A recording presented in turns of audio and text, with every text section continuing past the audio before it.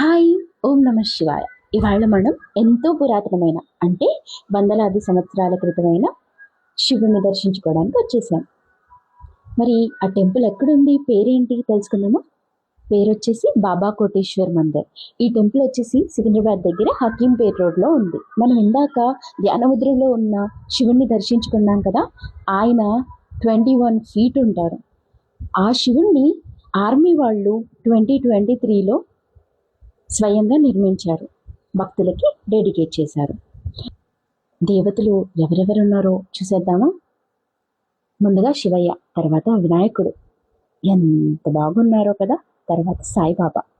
అలాగే మనం మెట్లకి వెళ్తే ఎదురుగా మనకి వినాయకుడు నిండుగా పెయింటింగ్ రూపంలో కనిపిస్తాడు.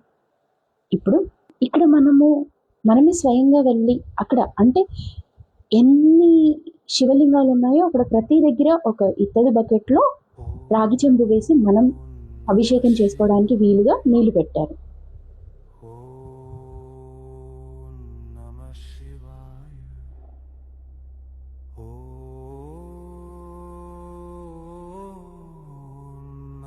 అలాగే ముందుకు వెళ్తే మనకు ఆంజనేయ స్వామి, ఆ తర్వాత కృష్ణయ్య, రాధాకృష్ణులు కనిపిస్తారు.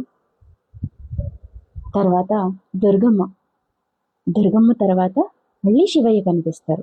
ఈ శివయ్య దగ్గర కూడా ఒక ఇత్తడి బకెట్, అందులో రాగి చెంబు. మనం స్వయంగా మన చేతులతో అభిషేకం చేసుకోవచ్చు అన్నమాట. రావి చెట్టు తర్వాత పక్కనే మనకి నవగ్రహాలు దర్శించుకోవచ్చు మనం.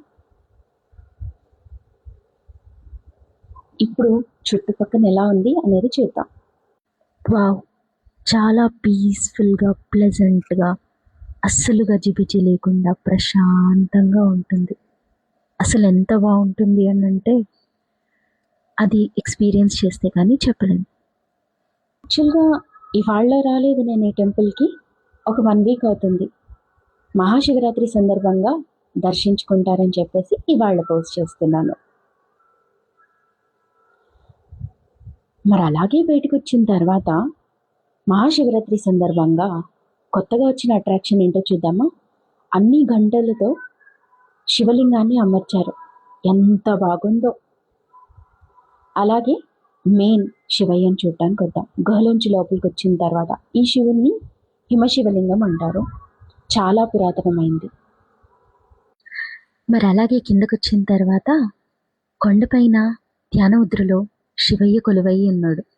మళ్ళీ మనం అది కూడా దర్శించుకోవచ్చు. ఓం నమ శివాయ. Thank you.